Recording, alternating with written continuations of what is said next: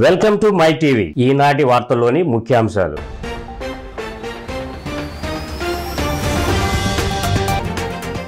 ఓటమిని గ్రహించే చంద్రబాబు పిచ్చి పట్టినట్లు ప్రవర్తిస్తున్నాడని సజ్జల ఆరోపణ. 2019 కంటే టీడీపీ ఘోరంగా ఓడిపోబోతుందని వ్యాఖ్య.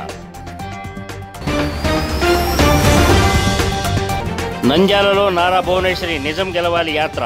ముస్లిం మహిళలతో ఆత్మీయ సమావేశం. సమస్యలు తెలుసుకునేందుకు ఒక స్త్రీగా ఇక్కడికి వచ్చానని వెల్లడి.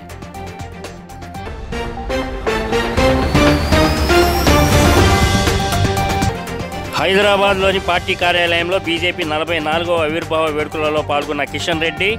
రాహుల్ గాంధీ తెలంగాణ ప్రభుత్వంపై తీవ్ర విమర్శలు.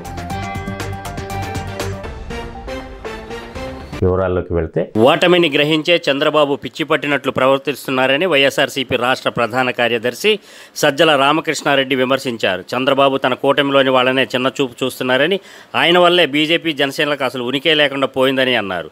చంద్రబాబు తీరు పరాకాష్ఠకు చేరిందని, ప్రజలకు సంక్షేమం అందకుండా కుట్రలు చేస్తున్నారని సజ్జల మండిపడ్డారు. వైఎస్ఆర్సీపీ కేంద్ర కార్యాలయంలో సజ్జల రామకృష్ణారెడ్డి మీడియాతో మాట్లాడారు. చంద్రబాబు కలల కన్నా కూటమి వికటించిందన్నారు. పవన్ కళ్యాణ్కు ఉనికి లేకుండా పోయిందని, బీజేపీలో కూడా బాబు అనుకున్నట్లే సీట్లు ఖరారయ్యాయని ఆరోపించారు. 2019 ఎన్నికల కంటే ఘోరంగా టీడీపీ ఓటమి చూడబోతుందని పేర్కొన్నారు. ముందు నుంచి ఏదైతే భయపడుతున్నామో వీళ్ళని కరెక్ట్ ఎన్నికల పేరుతో చెప్పి వీళ్ళు దూరం చేస్తారు. దానివల్ల ఆయన సాధించేది ఏం లే. ఎందుకంటే 4 ఏళ్ల పాటు ఒకవేళ వాలంటీర్లు ఇన్ఫ్లుయెన్స్ చేయడం అంటూ జరిగితే 4 ఏళ్ల పాటు జరిగే ఉంటుంది.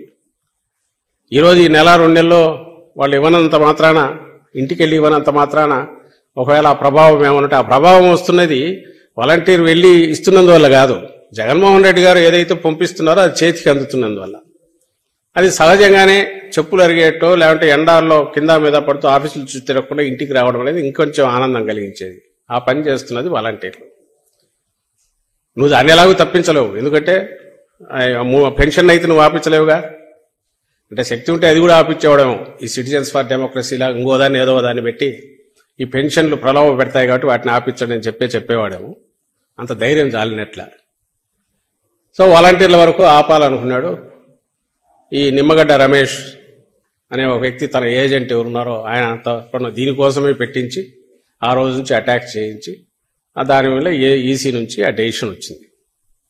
ఈసీ ఏమైంది, ఎలక్షన్ కమిషన్ ఆల్టర్నేటివ్ ఏర్పాట్లు అంది. ఆల్టర్నేటివ్ ఏర్పాట్లు చేస్తున్నారు. ఆల్టర్నేటివ్ ఏర్పాట్లు నిజంగా వాలంటీర్లు పోయి ఇవ్వడం వల్ల ఫాస్ట్గా అవుతూ ఈ వ్యవస్థలు ఏమి అవసరం లేకుండా ఇంటి దగ్గరికి ఇవ్వగలిగితే అసలు వాలంటీర్ల వ్యవస్థ ఎందుకు ఉంటుంది? హ్యాండ్ హోల్డింగ్ ఎందుకు చేస్తుంది? దాని బాధ్యత అది.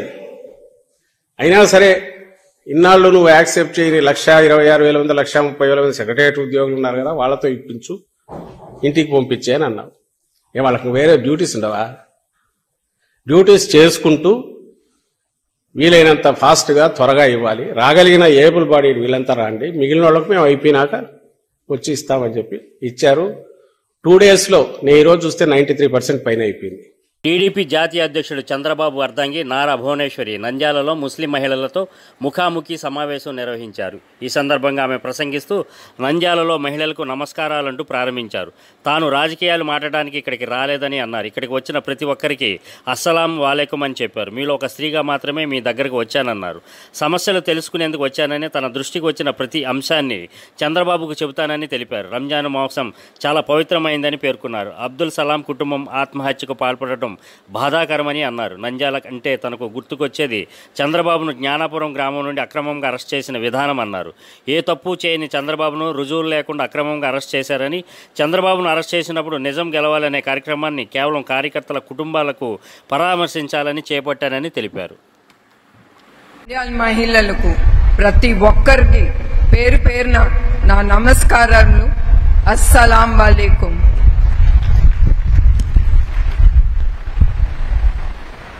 ఇక్కడికి నేను రాజకీయాలు మాట్లాడటానికి రాలేదు.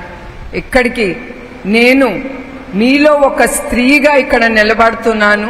మీ సుఖ దుఃఖాలు విని నేను తప్పకుండా మీకు న్యాయం చేస్తారు చంద్రబాబు నాయుడు గారు.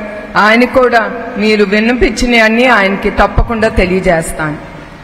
అదే కాకుండా ఇది ఇప్పుడు పరిశుద్ధమైన రంజాన్ మాసం.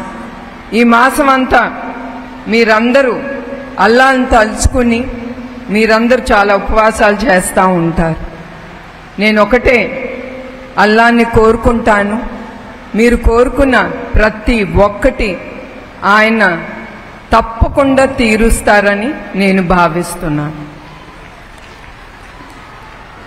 అట్లానే నంద్యాల్ అంటే నాకు ఒకటే గుర్తుకొస్తుంది, చంద్రబాబు నాయుడు గారిని ఇక్కడ జ్ఞానాపురం అనే గ్రామం నుంచి ఆయన్ని అరెస్ట్ చేసి 53 రోజులు ఆయన్ని ఏ తప్పు చేయకుండా ఆయన్ని రాజమండ్రి జైల్లో నిర్బంధించారు. ఇప్పుడు కూడా ఆయన ఏం తప్పు చేశారని కూడా రుజువు లేదు ఈ ప్రభుత్వం చేతిలో. అట్లానే ఆయన అరెస్ట్ చేసినప్పుడు ఈ నిజం గెలవాలని ఈ ప్రోగ్రాం నేను చేపట్టాను. అది చేపట్టింది కేవలం నా కార్యకర్తల కోసమే నేను ముందుకొచ్చాను. అది మీకు తెలియజేయాలనుకుంటున్నాను. బీజేపీ తెలంగాణ అధ్యక్షుడు కేంద్ర మంత్రి కిషన్ రెడ్డి హైదరాబాద్లోని పార్టీ కార్యాలయంలో బీజేపీ 44వ ఆవిర్భావ వేడుకలలో పాల్గొన్నారు. ఈ సందర్భంగా ఆయన మీడియాతో మాట్లాడుతూ రాష్ట్రంలోని కాంగ్రెస్ సర్కార్పై విమర్శలు గుప్పించారు. ఇచ్చిన హామీలను అమలు చేయడంలో రేవంత్ రెడ్డి ప్రభుత్వం పూర్తిగా విఫలమైందని దుయ్యబట్టారు. గొప్పగా చెప్పుకున్న 6 గ్యారెంటీలను అమలు చేయించలేని రాహుల్ గాంధీ ఏ ముఖం పెట్టుకుని తెలంగాణకి వస్తున్నారని వ్యాఖ్యానించారు. తెలంగాణలో కాంగ్రెస్ పతనం ప్రారంభమైందని అన్నారు. రాష్ట్ర ప్రజల దృష్టి ఇప్పుడు బీజేపీపై ఉందని చెప్పిన కిషన్ రెడ్డి లోక్సభ ఎన్నికలలో వారు మోదీకే ఓటు వేయాలని ఇప్పటికే నిర్ణయించుకున్నారని చెప్పుకొచ్చారు. పేద మహిళలకు గ్రామీణ ప్రాంతాల్లో టాయిలెట్ కట్టివ్వడం ద్వారా కానీ, ఇండ్లు ఇవ్వడం ద్వారా కానీ, ఆయుష్మాన్ భారత్ పథకం ద్వారా కానీ, లేకపోతే వంట గ్యాస్ కనెక్షన్స్ ఇవ్వడం ద్వారా కానీ, ఈరోజు నరేంద్ర మోడీ గారి ప్రభుత్వము పేద వాళ్ళకు అందరికీ ఈరోజు సేవ చేస్తున్న విషయం, అద్భుతంగా మంచి ఫలితాలు ఇస్తున్నటువంటి విషయం మనం చూస్తా ఉన్నాము. ఈరోజు అన్ని రంగాలలో ఈరోజు ముందుకెళ్తా ఉన్నాం. ఆ రోజు భారతీయ జనతా పార్టీ 1980లో చెప్పడం జరిగింది, భారతదేశం ప్రపంచానికి విశ్వగురువు కావాలని. ఈరోజు నరేంద్ర మోడీ గారు ఒక విశ్వ నాయకుడిగా, ఈరోజు ప్రపంచంలో అత్యున్నతమైన ఆదరణ కలిగిన నాయకుడిగా భారతదేశం ఈరోజు ప్రపంచంలో అన్ని దేశాల్లో గౌరవం పెరిగింది. భారతదేశం అన్నా 140 కోట్ల మంది ప్రజలన్నా ఈరోజు ప్రపంచమంతా భారతదేశం వైపు చూస్తా ఉన్నది. ఈ యొక్క రానున్నటువంటి పార్లమెంట్ ఎన్నికల్లో కూడా ఈరోజు నరేంద్ర మోడీ గారి నాయకత్వంలో 400 సీట్లతో ఫిర్ ఎక్ బార్ మోడీ సర్కార్ అగిలి బార్ 400 సీట్ అనేటువంటి నినాదం ఏదైతున్నదో ఇది భారతీయ జనతా పార్టీ నినాదం కాదు. ఇళ్లలో ఉన్నటువంటి మా తల్లులు, మా చెల్లెలు, మా మాతృమూర్తులు, మా యువకులందరూ కూడా ఈరోజు దేశంలో ఏ మూలకెళ్ళినా ప్రతి ఇంటి నినాదము అగిలే బార్ 400 పార్. రాష్ట్ర అభివృద్ధిని కోరుకునే వారంతా తేదేపాలో చేరుతున్నారని ఆ పార్టీ మాజీ ఎమ్మెల్యే గాజువాక కూటమి అభ్యర్థి పల్లా శ్రీనివాసరావు అన్నారు. 65వ వార్డు భవానీనగర్లో వార్డు వైసీపీ నాయకుడు వెలమ సంఘం అధ్యక్షుడు సింగంపల్లి దేవుడు తన అనుచరులతో టీడీపీలో చేరారు. వారందరికీ పల్లా కండవాలు వేసి సాదరంగా ఆహ్వానించారు. ఈ సందర్భంగా మాట్లాడుతూ 5 ఏళ్ల వైసీపీ పాలనలో రాష్ట్రం అన్నిటా వెనకబడిందన్నారు. ప్రజా సంక్షేమం అభివృద్ధిని కోరుకునే వారంతా వైకాపాను వీడుతున్నారని అన్నారు. దేవుడు లాంటి సమర్థులు పార్టీకి ఎంతైనా అవసరమన్నారు. ప్రభుత్వం అధికారంలోకి వచ్చాక సముచిత స్థానం కల్పిస్తామని చెప్పారు. సుమారు 100 కుటుంబాలు పార్టీలో చేరుతున్నాయని దేవుడు తెలిపారు. ఈ కార్యక్రమంలో జనసేన నాయకులు గంధం వెంకట్రావు, బీజేపీ నాయకులు సూర్యప్రకాష్, టీడీపీ నాయకులు గోమాడ వాసు, డి జగదీష్, గండి నారాయణమూర్తి, గండి శ్రీను, ఢిల్లీరావు తదితరులు పాల్గొన్నారు. ఒక పార్టీని నమ్ముకొని ఉన్నాను. ఒక 5 సంవత్సరాలుగా నేను వాడబడిన పార్టీలో ఉండి ఈరోజు నా కళ్ళు తెరిచి మన పల్లా శ్రీనివాసరావు గారి ద్వారా పార్టీలోకి జాయిన్ అవ్వడానికని సౌత్గా చూపిస్తాను నేనే. ఎందుకంటే 5 సంవత్సరాలు నేను పనిచేసి ఒక పార్టీలో గుర్తింపు లేకుండా కనీసం పార్టీ విలువలు కూడా కనీసం పెద్దలు, ఇక్కడ ఉన్న పెద్దలు మంచి మనల్ని ఎదగనివ్వకుండా చేస్తున్నారు. ప్రజలకు ఏదైనా నేను సేవ చేయాలని ముందుకు వచ్చాను. దానికి కూడా అడ్డుపడి ఎవరు ముందుకు రానివ్వలేదు. అందుకనే ఇది ఎంకరేజ్ చేస్తే మన తెలుగుదేశం పార్టీలో సముచిత న్యాయం చేకూరుతుందని నేను పార్టీ నమ్ముకొని తెలుగుదేశం ఆయన జోబు మాత్రం నింపుకున్నాడు. వాళ్ళ పిల్లలకు మాత్రం 1000 రూపాయల కిలో బియ్యం అయినా తింటాడు, తినిపించగలడు. మరి మనకి అది అందుకని ఆలోచించండి. అంటే బడుగు బస్సులే మనం ఉండాలా?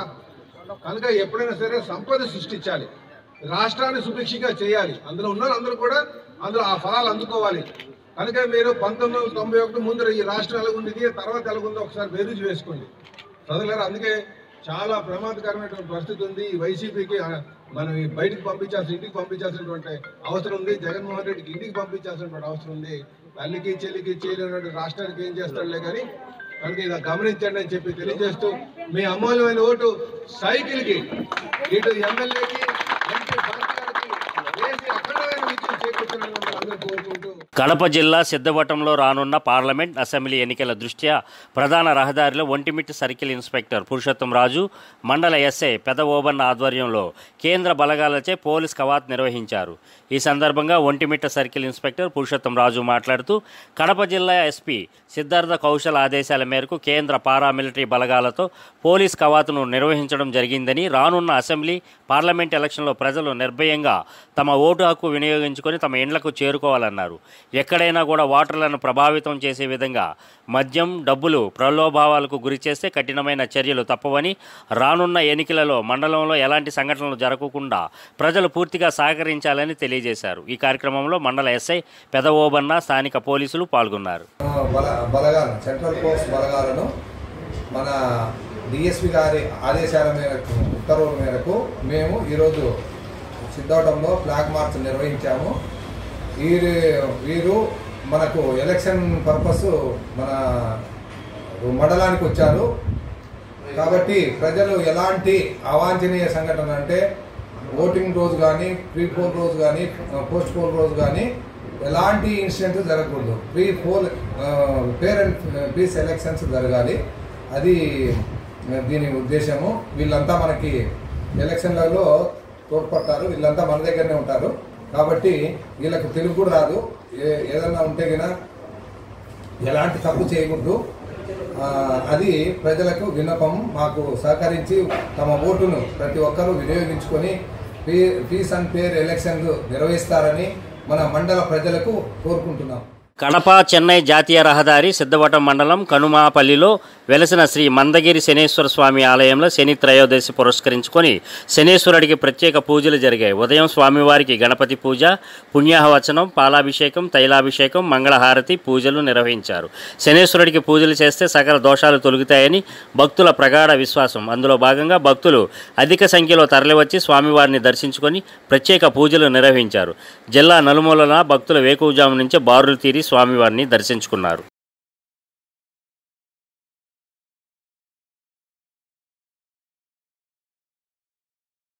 తూర్పుగోదావరి జిల్లా నిడదవోలు పట్టణం 25వ వార్డు శాంతినగర్లో పోలదాస శ్రీనివాస్ ఇంటి వద్ద నుండి జనసేన, తెదేపా, భాజపా పార్టీల ఉమ్మడి ఎమ్మెల్యే అభ్యర్థి కందుల దుర్గేష్ ఇంటింటా ప్రచారాన్ని ప్రారంభించారు. ప్రచారంలో ఆడపడుచులను, అన్నదమ్ములను, అవ్వా తాతలను ఆప్యాయంగా పలకరిస్తూ ఉమ్మడి పార్టీల యొక్క మేనిఫెస్టోను ప్రజలకు వివరించారు. ఈ కార్యక్రమంలో నిడదవోలు పట్టణ తెలుగుదేశం, జనసేన మరియు భారతీయ జనతా పార్టీల అధ్యక్షులు కొమ్మెన వెంకటేశ్వరరావు, బూరుగుపల్లి శ్రీను, రంగా, రమేష్, నీలం రామారావు, పూసల బాలు, పోలదాస్ శ్రీనివాస్, హైదర్ అలీ తదితరులు పాల్గొన్నారు. వచ్చే ఎన్నికలలో కూటమికి పరాజయం తప్పదని రాజమహేంద్రవరం ఎంపీ భరత్ అన్నారు. మీడియా సమావేశంలో ఆయన మాట్లాడుతూ చంద్రబాబు నాయుడు, పీకే, బీజేపీ కూటమికి ఓట్లు వేయండి అని అడుగుతున్నారని, రాష్ట్రానికి ఏం చేశారో చెప్పాలని డిమాండ్ చేశారు. రైతు రుణమాఫీ అని చంద్రబాబు దొంగ అబద్ధాలు చెప్పాడని, 86,012 కోట్ల మాఫీ చేస్తానని చెప్పి అధికారంలోకి వచ్చారని ఆరోపించారు. 9,000 కోట్లు, 87,612 కోట్లు రుణమాఫీ చేస్తానని ఆయన మాట ఇచ్చాడు. ఇది జరిగిందా అని ఆంధ్రప్రదేశ్ రాష్ట్ర ప్రజల్ని ఒక్కసారి ఆలోచన చేయమని కోరుతాం. అసలు ఏ రాష్ట్ర ప్రభుత్వానికైనా 10 ఏళ్ల క్రితం 87,000 కోట్ల రూపాయలు మాఫీ చేయడం సాధ్యమవుతుందా? అయ్యే పనేనా? పాపం ఆంధ్ర రాష్ట్ర ప్రజలకు తెలియదు. ఇన్ రైతు రుణమాఫీ అన్నాడు. రైతులందరూ కూడా సుమారుగా ఆంధ్రప్రదేశ్ రాష్ట్రంలో దగ్గరగా 2 కోట్ల మంది జనాభా కలిగిన కుటుంబాలు ఉన్నాయి. అంటే ఆంధ్రప్రదేశ్ రాష్ట్రంలో చూస్తే అండి సుమారుగా సగటున 3.5 కోట్ల మంది ఎంతమందో ఓటర్స్ ఉంటారు. 4 కోట్ల మంది, 3.5 కోట్లు. అందులో 2.5 కోట్ల మంది రైతు కుటుంబాలే ఉంటాయి. వాళ్ళందరూ అందరినీ కూడా నమ్మించి ఓట్లు వేయించుకున్నాడు.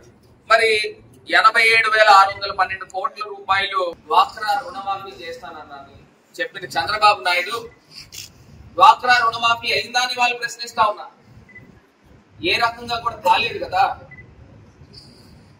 మరి అది కూడా నమ్మించి మోసం చేశారు. మరి ఎంత దారుణం అండి.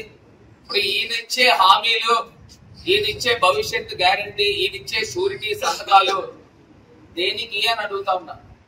ఒక్కసారి ప్రజలకు అన్ని తెలుసండి. కాకపోతే 5 సంవత్సరాల గ్యాప్ వచ్చింది కదా. చంద్రబాబు నాయుడు గారు ఏమనుకుంటున్నాడంటే మర్చిపోయి ఉంటారు, ప్రజలు తిరిగి మాకు ఓట్లు వేస్తారని అనుకుంటా ఉన్నారు. ఇది కాకుండా నిన్నటికి నిన్నో మందో చంద్రబాబు నాయుడు గారు కొవ్వూరు సభకు వచ్చారు. ఆ కొవ్వూరు సభలో చెప్తా ఉన్నాడు. ఏమని చెప్తున్నాడంటే హైదరాబాదుకు చెందిన రత్న మెహర్ మిసెస్ ఇండియా 2024 టైటిల్ గెలుచుకున్నారు. న్యూఢిల్లీలోని గుర్గావ్లో నిర్వహించిన మిసెస్ ఇండియా కాంటెస్ట్లో ఈ అరుదైన గౌరవం దక్కింది. ఈ నేపథ్యంలో స్థానిక హోటల్ లా హస్పిన్లో ఏర్పాటు చేసిన మీడియా సమావేశంలో రత్న మెహ్రాన్ ఆమె భర్త బలభద్ర రూపేష్ కుమార్ మరోసారి కిరీటాన్ని ధరింపజేశారు. బలభద్ర సురేష్ కుమార్ మాట్లాడుతూ తన మరదలు రత్న మెహ్రా వ్యాపార రీతి హైదరాబాద్లో ఉంటున్నప్పటికీ రాజమండ్రి వారి కోడలు కావడంతో తన ఆనందాన్ని ఇక్కడ పంచుకోవాలని ఈ కార్యక్రమాన్ని ఏర్పాటు చేసినట్లు తెలిపారు. ఆడవాళ్లు అన్ని రంగాలలో ముఖ్యంగా ఫ్యాషన్ షో వంటి రంగాల్లో కూడా రాణిస్తున్నారని, కొంతమంది మహిళలు పెళ్లయ్యాక తమ అభిలాషను నెరవేర్చుకోవడం సాధ్యం కాకుండా పోతుందని, అయితే రత్న మెహ్రా అభిలాషను గుర్తించి తన తమ్ముడు రూపేష్ కుమార్ ప్రోత్సాహం అందించాడని సురేష్ కుమార్ తెలిపారు. హిమబిందు సురేష్ కుమార్ మాట్లాడుతూ తన సోదరి చేసిన కృషికి మరిది అందించిన సహకారం తోడే ఈ విజయం దక్కిందని అన్నారు. మార్గదర్శకత్వం వహించిన మమతా త్రివేది, దీపాలి పడ్నీస్కు ఆమె ప్రత్యేకంగా ధన్యవాదాలు తెలిపారు. సో ఇవాళ ఎంత హైదరాబాద్ లో ఉన్నా ఇక్కడ కూడా మా వ్యాపారాలు ఇంకా కొనసాగుతున్నాయి. మరి రీటైల్ షోరూమ్స్ ఉన్నాయి, అలాగే గవర్నమెంట్ సంబంధించిన కంప్యూటరైజేషన్ కాంట్రాక్ట్స్ అవి కూడా ఆంధ్రాలో చేస్తున్నాము.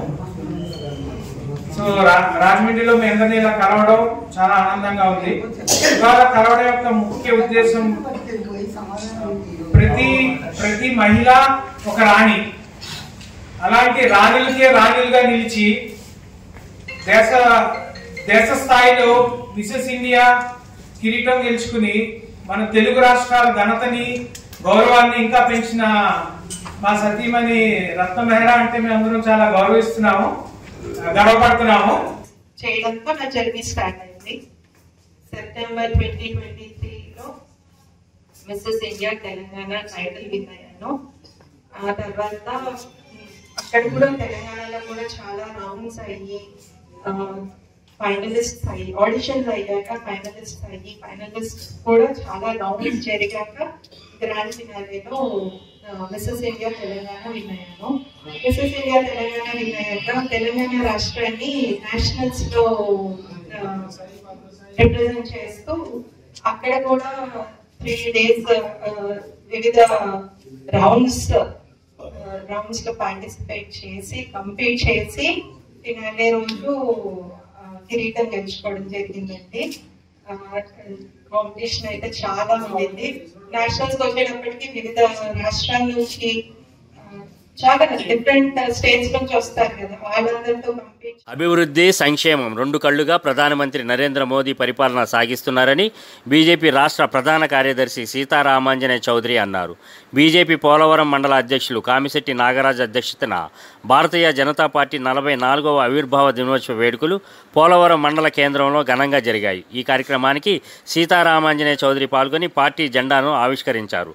అనంతరం కార్లలో ర్యాలీగా కైకలూరు బయలుదేరారు. ఈ సందర్భంగా ఆయన మాట్లాడుతూ ప్రజల సంక్షేమం కోసం, దేశ అభివృద్ధి కోసం నిరంతరం కృషి చేస్తున్న వ్యక్తి ప్రధాని నరేంద్ర మోదీ అన్నారు. ఈ కార్యక్రమంలో జిల్లా ఉపాధ్యక్షులు కరిబండి నాగరాజు, పార్లమెంట్ కన్వీనర్ లక్ష్మి, మహిళా మోర్చా రాష్ట్ర అధ్యక్షులు నిర్మల, రాష్ట్ర కార్యవర్గ సభ్యులు మాలతీరాణి తదితరులు పాల్గొన్నారు.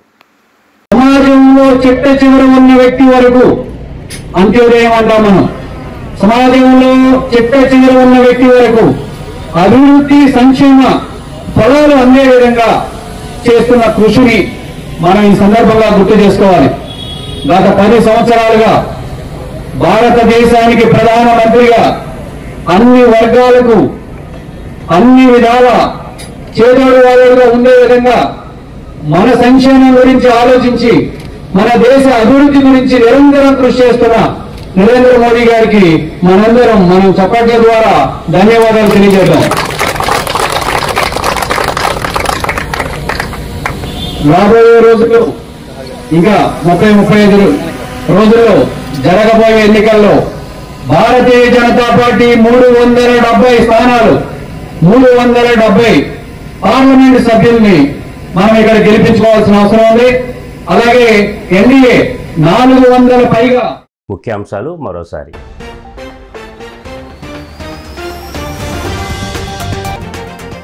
ఓటమిని గ్రహించే చంద్రబాబు పిచ్చి పట్టినట్లు ప్రవర్తిస్తున్నాడని సజ్జల ఆరోపణ. 2019 కంటే టీడీపీ ఘోరంగా ఓడిపోబోతుందని వ్యాఖ్య. నంద్యాలలో నారా భువనేశ్వరి నిజం గెలవాలి యాత్ర. ముస్లిం మహిళలతో ఆత్మీయ సమావేశం. సమస్యలు తెలుసుకునేందుకు ఒక స్త్రీగా ఇక్కడికి వచ్చానని వెల్లడి.